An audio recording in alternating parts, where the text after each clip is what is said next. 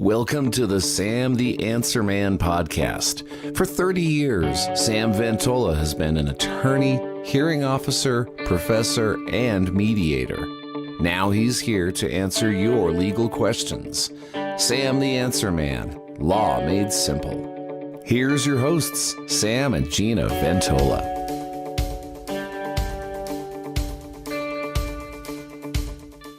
Hey everybody, I'm Gina. And I'm Sam. And welcome to Sam the Answer Man podcast. How you doing? How are you doing? I'm doing great. How about you? I'm doing pretty well. I've been thinking about these celebrities recently, like Aretha Franklin and Prince, who died without any will or any kind of estate plan. That is strange. Not having an estate plan of some kind, like a will, is really bad for anybody, but it's really, really bad for somebody like them who have vast estates, who are going to be subject to taxation and not knowing where things are going. It's very surprising that neither one of them had done that. Okay, so I understand why someone like that, because they have like bucketfuls of money and stuff like that, why they would need an estate plan. But why would someone like me who, has like a thimble full of assets, why would I need one? So most people don't have to have estate planning in order to avoid taxation. But estate planning is important for other reasons, to make sure the assets that you do have go where you want them, to make sure that your other affairs, for example, your children, your medical information, who you want managing your affairs if you don't die but are incapacitated, those things should be taken care of, really, no matter how much assets you have. So what you're saying is that an estate plan is not just a will. Right. An estate plan is documents that are intended to make sure that your wishes are enforced either when you die or when you become incapacitated or when you become hospitalized. And so there are a number of documents that we create, essentially three. One is a will, one is a general power of attorney when you want one, so that other people can manage your assets while you're still alive, but not in capacity to do so. And the other is a medical power of attorney, or sometimes people call it a living will, in order to direct how you want your health care done. Now, what I didn't hear you say there is a trust. Could you elaborate on why? So some people do need trust, but very few. When I went to law school, there was an exemption from estate taxes of only a few $100,000. And for that reason, many, many people faced the prospect of estate taxation if they didn't pull some tricks in order to put their assets in someplace other than their estate, like putting it in trusts.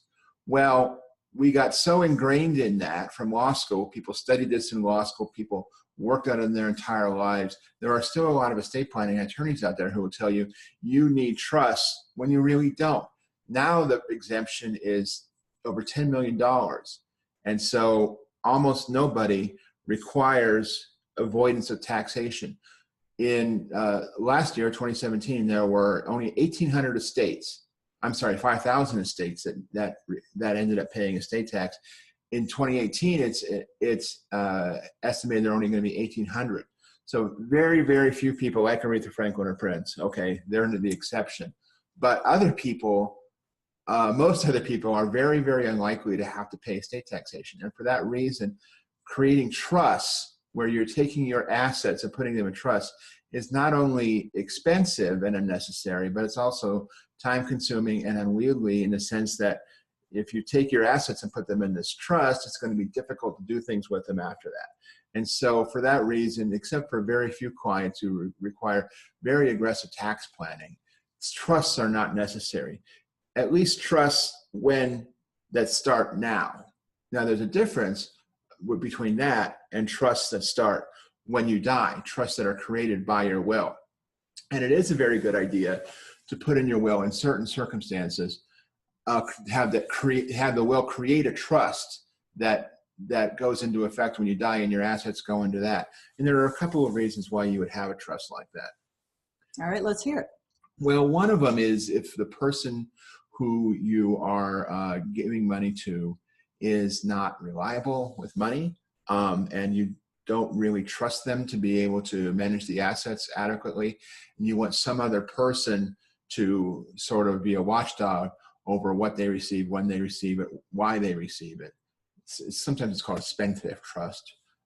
If you have that situation in your family, it's probably a good idea to have a trust. Another is if you have a family member who you want to benefit with your will, but who is disabled and receiving disability benefits, you may want to make provision in your will to create what we call a special needs trust. And what that does is puts your money in a trust that is not, and if you do it right, is not counted against that person for their collection of benefits. So they can still get benefits as if they have no assets and no income. But the trustee of that trust can use that for, again, special needs, things that the person might need. And that way you're not endangering their benefits. Finally, if you have children, obviously, if your children are still minors when you die, you probably do not want to give the money to them directly for a number of reasons. Nor would you necessarily want to give the money to whoever is taking care of those children.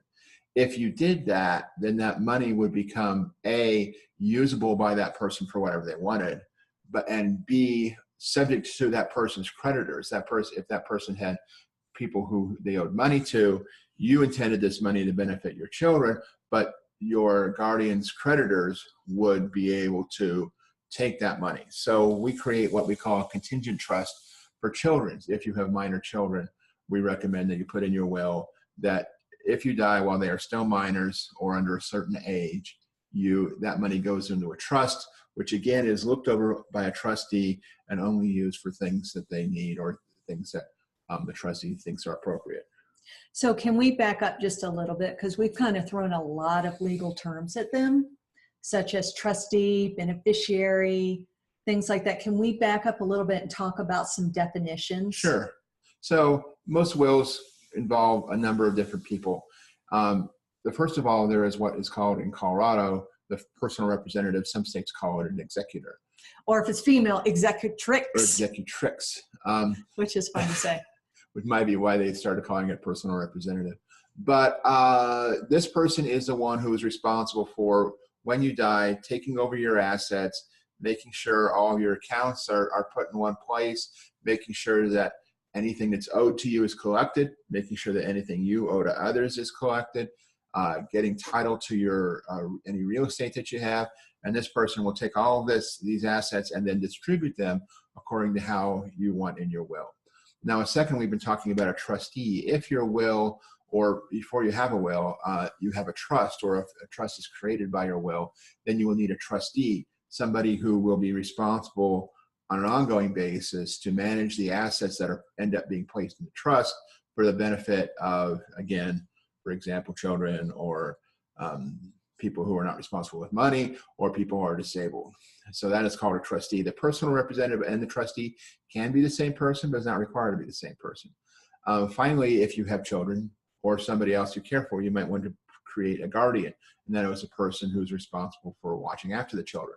Again, the guardian, say you create a trust for your children, you can make the guardian the trustee. That's the simplest thing to do. It allows the guardian, if they think that something is needed for the children, they don't have to talk to anybody else. They can simply do it. However, you may want, depending on your family dynamics, another person. So that, for example, if the guardian thinks, oh yeah, well, we really need a new minivan because the kids will ride in the minivan, or we really need remodels to the house because the kids are living in this house. Well, those are things that theoretically benefit the children, but they're also things that theoretically benefit the guardian. And so you may want a third person out there saying, oh, let's look at this and see if these are really things that are necessary for the children or not. So that's something that you get to decide when you do your will. Part of your estate planning is making sure, A, that the money is put in trust so that it's designated for the people you want, and B, whether you want the guardians and the trustees to be the same people. That's a lot of good. And that's the kind of stuff that you go over when you meet with clients? Right. So what we do is when we have an estate planning meeting, first of all, we'll talk about, who are your heirs? What do you want done with your assets? What issues you have that might need creation of trusts, and whether it's a good idea to make the personal representative the same person's trustee, and make the same person's trustee, same person's the guardian. all of the different people you want to name in your will. And we'll go through that, talk all that through, and make sure that is set up the way you want it to be. Now before we just talked about that, you mentioned about taxation and the estate taxes and stuff like that. Right. And that's all done in when the estate is being probated. Are there ways that I could provide, or they could be able to avoid probate? So yes, if you have a estate that's not too complicated, it is possible to set up your assets to avoid probate, at least in certain circumstances. So for example, a married couple, a lot of times married couples will have all of their assets in common. If they have real property, they will be joint tenants on it. If they have accounts, they will be joint owners of the account. And if all of those things are titled properly, or that they are named each other as beneficiaries, you do not need a probate estate to get those assets, because the spouse will automatically get it. So if your intention is, if you die, to give your spouse everything that you have, if your spouse still survives, then it's possible to set that up. There are car titles is one thing, but there are documents that can be filed to transfer title to car upon death. If your real property is not jointly titled, we can create what's called a beneficiary deed, which says that if you die, that property goes directly to that person. And if you manage to effectively transfer all of your assets, so you don't have accounts out there that are only in your name, or real estate that's out there only in your name, or a car that's out there only in your name, you don't have anything like that, then the spouse will be effectively be able to get all the assets and not have to go through a probate. However, you probably still want a will that makes clear what happens if your spouse doesn't survive you, like if you both die in the same accident or something. And in those cases, you still want a will, perhaps setting up trusts, setting up, who you want your guardians to be and so forth, in the event that both of you die at the same time. So if you set it up, your estate plan on the front end, where you designate everything that it goes, there's a less likelihood then you would have to go through probate, or your right. If you want to estate. avoid probate, you should talk to an estate planning attorney and make sure that you're covered on all of your assets, that none of them are going to be something that are not going to be obtainable except by a probate estate. A probate estate, when it's created by a probate case, sort of takes over all rights that you have, and it can get your assets. But if you want to avoid having to create that probate estate by filing in probate, you have to make sure all of your assets go to where you want them after you die without a probate estate. I see. So there you have it. Sam has written a great article on avoiding probate. It's on our website. That's right. You did a great job on that. Thank you. And it'll be on the bottom right. It'll say how to avoid probate. Again, this is not a substitute for legal advice. If you would like to set an appointment to meet with Sam regarding your estate plan, or you just realize, oh goodness, I don't have one, you can contact our office. You can go to our website, click contact us, go down to the bottom, fill out the form, and we will reach out to you and set up a time so you can discuss that one-on-one crucial meeting with Sam about your estate planning. And when we do estate planning, we call it estate planning for real people. We don't try to sell you a bunch of fancy things that are going to be really expensive, that you're not really going to need. A lot of estate planning attorneys will tell you, oh, you need these trusts and you need to transfer all of your assets to these trusts, and very complicated, very expensive. We do not do that. If you're not one of these people who needs a trust now, then your will, even though it creates trusts, will be very economical and easy to do. That sounds good. And if that sounds good to you, give us a call, contact our office. Sam would love to talk to you about this because he loves to talk about estate planning and preparing for your future, your children's future, and your children's children's future, depending on when that event happens. And what you want. And most importantly, what you want. So with that being said, thank you for viewing our podcast and listening to it. If you're on Anchor, that's another place to listen to our podcast. You know, some people are they're like, I don't have time to watch a video, but I do have that drive to work. But then they don't see how cute we are. Well, there is that. But But you can, listen to us, Anchor, Stitcher. Just go out there and search for Sam the Answer Man. And we're out there. We are also on Instagram and YouTube, as you know, because this will probably wind up on YouTube. And just Facebook. We are everywhere in the realm of social media. We're all Sam the Answer Man. So find us. We're even on Twitter. So if you have a legal question, direct message us. We love those kinds of things. So, Sam, do you have anything else to add? Nope, just thank you for watching or listening. Thank you and have a great day. If you would like to discuss your legal issue with Sam, please contact Ventola Law at 303-864-9797 or check out our website at www.ventolalaw.com. Ventola Law, mediation and legal representation at an expert level.